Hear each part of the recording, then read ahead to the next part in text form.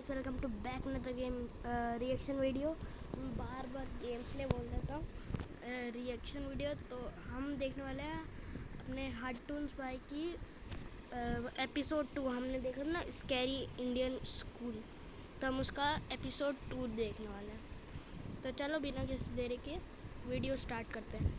मैं देख रहा हूँ पिछली वाली वीडियो में किसी ने सब्सक्राइब और लाइक नहीं किया था। कर दो यार, बस एक क्लिक ही तो करना है।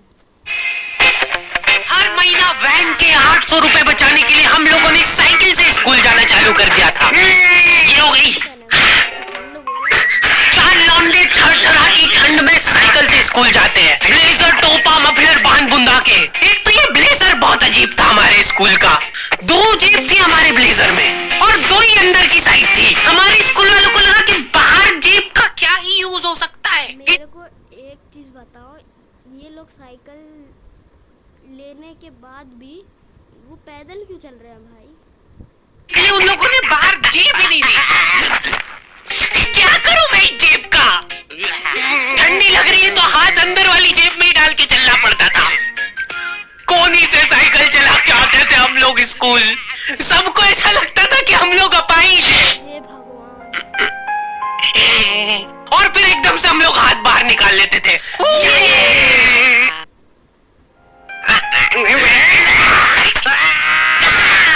मजाक बना के रख दिया डिसेबिलिटी को। अपाहिज लोगों की रिस्पेक्ट कम हो गई थी हमारी वजह से, लेकिन लड़कियां खुश हो गई थी इस इनोवेशन से।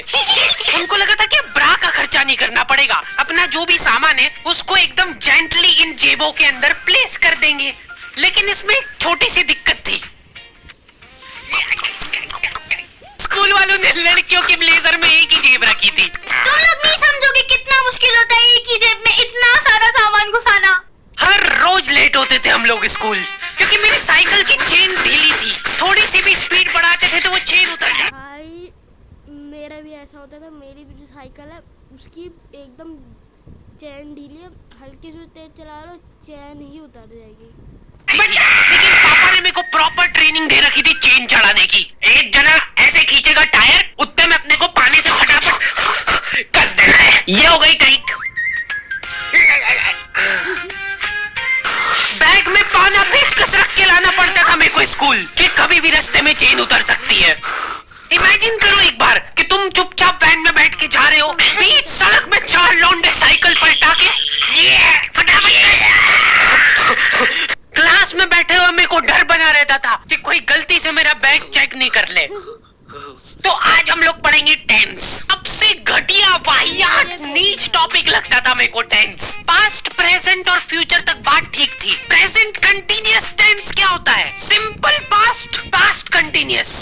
मतलब वो बीत चुका है पर चल भी रहा है।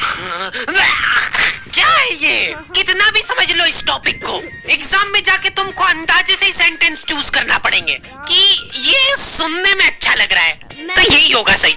एग्जाम सेम पिन छाड़ी भाई, हर चीज सेम है क्या? हमने एक ही जिंदगी जी है क्या? मतलब मैं भी, मेरे को जो आंसर नहीं आते थे मैं उनको सुनने में अच्छा लग रहा है ऐसे ही करके सॉल्व करके आता था, और रिजल्ट में वो सारे आंसर सही भी निकलते थे पूरे। इन्विजिलेटर हमको क्वेश्चन पेपर पे कुछ नहीं लिखने देता था। इनको ऐसा लगता था कि हम लोग क्वेश्चन पेपर पे आंसर लिख लिख के चीटिंग करेंगे। लेकिन हमारी क्लास के बच्चे एडवांस हो गए थे। ये पूरी की पूरी आंसर शीट एक्सचेंज कर लेते थे कि तू लिख के दे, देखो आता है तो। बोर्ड एग्जाम थी यार हमारी, और हमारे स्कूल वाले बोर्ड एग्जाम को बहुत सीरियसली लेते थे। अलकायदा टाइप ट्रेनिंग मिली थी हम लोगों को। एग्जाम देते हुए कहीं से भी बॉम्ब गिर सकता है, लेकिन तुम्हारे हाथ नहीं रुकना चाहिए। चाहे तुमको क्वेश्चन आता हो या ना, कुछ न कुछ लिख के ही आना है। हमारा एग्जाम देते हुए कहीं से भी बॉम्ब गिर सकता है, लेकिन तुम्हारे हाथ नहीं रुकना चाहिए। चाहे तुमको क्वेश्चन आता हो या ना। क्या है भाई? कुछ न कुछ लिख के ही आना है। हमारा एक ही मकसद होना चाहिए, आंसर शीट भरना। भूख से क्यों भाई? नहीं आए तो अभी कुछ भी लिख के आ जाओ। मेरे को ये नहीं समझ आता कि मैं कुछ भी कैसे लिख के आ जाऊं। मेरे को आता ही नहीं है, क्या लिखूं मैं? हाँ। एक तो हमको इतना डरा धमका के इससे ना, मतलब पेपर में ना आधी चीज तो हम भूल ही जाते थे। भेजा गया था ना सेंटर पे, मैं नर्वसनेस में जाके अपना नाम भूल गया वहाँ पे। इन्विजिलेटर ने नाम पूछा, मैं सोच रहा हूँ क्या हो सकता है। बेटा नाम नाम तुम्हारा। 2 मिनट। हाँ हेलो मम्मी, मेरा नाम क्या है? बोर्ड एग्जाम के नाम पे इतना डरा दिया था ना स्कूल वालों ने हमको। अच्छे अच्छों का मुंह निकल जाता है टट्टी के साथ मिक्स होके। तुम लोगों का एक सेंटर आएगा जिसके चारों तरफ सैनिक तैनात रहेंगे। बिना एडमिट कार्ड के वहाँ पे आसपास भी भटकते हो मत दिख जाना, जिंदा जला देंगे वो लोग। और अगर चीटिंग करते हुए पकड़ा गए तो ना तो तुम हमको जानते हो ना हम तुमको जानते हैं। हम लोग एग्जाम वाले दिन सेंटर पहुंचे तो बच्चों से ज्यादा सिक्योरिटी थी वहाँ पे। आज तक इतनी सिक्योरिटी मैंने एयरपोर्ट पे भी नहीं देखी थी। आर्मी वगैरह खड़ी थी वहाँ पे टैंक लेके। वो सिक्योरिटी वाले एक एक रबड़ का रैपर निकाल के देख रहे थे कि उसके पीछे तो नहीं लिख के लाया कुछ। क्या लिख लूंगा मैं इतनी सी जगह में? लिख भी लिया तो मेरे को ही समझ नहीं आएगा कि क्या लिखा है। कुछ चीजों का मेरे को लॉजिक ही समझ नहीं आया था कि तुम नंबर वाली घड़ी पहन के नहीं जा सकते हो, पहनना है तो कांटे वाली पहनो। क्यों भाई? उनको शायद शक हो गया था कि ये सारे लोग एक साथ कोऑर्डिनेशन करके बम बम नहीं फोड़ दे। उधर एक बच्चे की घड़ी का अलार्म बज गया और वो बजता भी बॉम्ब के टाइमर जैसा है। अरे भाई जिंदाबाद। जिस पाउच में तुम सामान ला रहे हो वो भी ट्रांसपेरेंट होना चाहिए। मेरे बैग में से इनको पानी पे ये रूल मेरे को सबसे ज्यादा घटिया लगता था। कस मिले थे।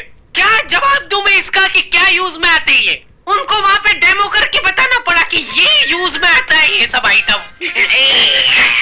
फिर बाकी बच्चों ने भी कंफर्म करा कि हाँ देखा तो है हमने इनको रास्ते में ये हरकत करते हुए। ये सब देख के उन्होंने मेरे पानी पेचकस तो हाथों हाथ नाली में फेंक दिए थे। हमारे एक साथी की जेब में से ड्रग्स बरामद हो गए थे। अरे ड्रग्स नहीं है, ये इनहेलर है। इसको ऐसे सूंघते हैं, नाक बंद होती है तो एक तो जब ये सूंघते थे ना एकदम दिमाग ऐसा लगता था कि जम गया हो। नाक खोलने के बाद भी अगर तुम इनहेलर को पूरी ताकत से सूंघते हो, आंखें दिमाग में ठंडक हो जाएगी तुम्हारे। वो बच्चे नहीं होते जो पूरा साल टाइम पास करते और एग्जाम के एक दिन पहले पढ़ के एग्जाम देने आ जाते हैं। वो बनने की मैं कोशिश ही कर पाया था। सिर्फ मैंने सोचा था आखिरी रात मेरी है, रात भर मैं पूरा सिलेबस चाट जाऊंगा, पर मैं एग्जाम के एक दिन पहले ही बीमार पड़ गया। सर्दी हो गई मेरे को, तो मैंने सोचा ठीक है अभी थोड़ा रेस्ट करते, सुबह उठ के पढ़ाई करेंगे। नाक बंद हो गई भाई, नींद ही नहीं आ रही है। फिर पापा आके मेरे को ट्रिक बताते हैं कि अगर राइट वाली नाक बंद हो रही है ना तो लेफ्ट साइड करवट करके सो जा, फिर गहरी सांस ले, तो ये जो है ना राइट वाली खुल जाएगी और लेफ्ट वाली बंद हो जाएगी। फिर लेफ्ट वाली अगर खोलना है तो राइट साइड करवट करके सो जा। पूरी रात करवटें बदलता रह गया मैं। सुबह रास्ते में जाते जाते पढ़ रहा हूँ मैं, क्योंकि बाकी बच्चे भी यही कर रहे थे। बच्चों को लग रहा है कि भाई जितना हम लोग साल भर में नहीं पढ़े उतना हम लोग रास्ते में जाते हुए पढ़ लेंगे। रास्ते में ऐसे कॉपियां लेके घूम रहे जैसे इनसे ज्यादा पढ़ाकू कोई हो ही ना। सुबह हम सब लोग सेंटर लेट पहुंचे क्योंकि साइकिल की चेन उतर गई थी तो रास्ते में वो कर रहे थे। और क्वेश्चन पेपर भी लेट हो गया था उस दिन। वाह। Question paper Z plus security के साथ आता था। 10 बॉडीगार्ड लेके आते थे एक जरा सा पार्सल।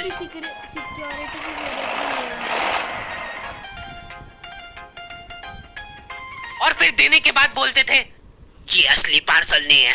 असली नहीं है तो जोर से भी बोल सकते हो ये असली पार्सल नहीं है। ये लोग पता नहीं किसी को तो गुमराह करने की कोशिश कर रहे थे। इनको डाउट था कि इतनी सिक्योरिटी के बाद भी कोई पेपर चोरी कर लेगा, तो ये लोग इतनी सिक्योरिटी में नकली पेपर लेके आए।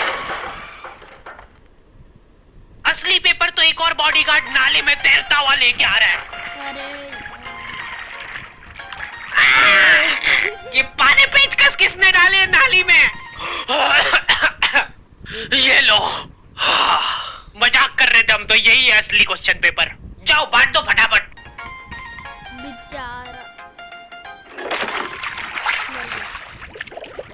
ये अपना आपस में एक दूसरे को गुमराह कर रहे थे। एक बार बस सोच के देखो कि ये सारी हरकतों के बाद भी अगर पेपर लीक हो गया, सोचो एक आदमी टेलीग्राम पे क्वेश्चन पेपर भेजने लग गया था, वो भी एग्जाम के महीने भर पहले से, तब तक क्वेश्चन पेपर बना भी नहीं था। तो अब जो आदमी हमारा क्वेश्चन पेपर सेट करने बैठा, उसने सोचा कि उसका काम इजी हो सकता है, क्यों ना थोड़ा सा स्मार्ट वर्क कर लिया जाए। उसी ने सबसे पहले वो फेक क्वेश्चन पेपर खरीदे और वैसे के वैसे चेप दिए। जिसने पेपर लीक करा था सोच में पड़ गया कि ये कैसे हो गया। एग्जाम खत्म होने के बाद इन्विजिलेटर को बहुत मजा आता भाई कॉपियां छीनने में। 1 सेकंड भी किसी को ज्यादा नहीं मिलना चाहिए। बस एक वर्ड टाइम ओवर होने के बाद कैसे लिखा तूने? एक बच्चे ने खुद से कॉपी दे दी तो इनको डिसरिस्पेक्टफुल महसूस हो गया था। उसको वापस से कॉपी दे दी कि लिख ले थोड़ी देर और। जैसे ही लिखने लगा वापस छीन ली। भाई ये इस चीज का मतलब क्या था? ओके तो आज की वीडियो में इतना ही। तब तक के लिए टाटा, गुड बाय। प्लीज़ सब्सक्राइब कर देना, प्लीज़ लाइक भी कर देना, कमेंट भी कर देना, शेयर भी कर देना, बस और कुछ नहीं बोलना चाहूँगा। तो तब तक के लिए टाटा, गुड बाय।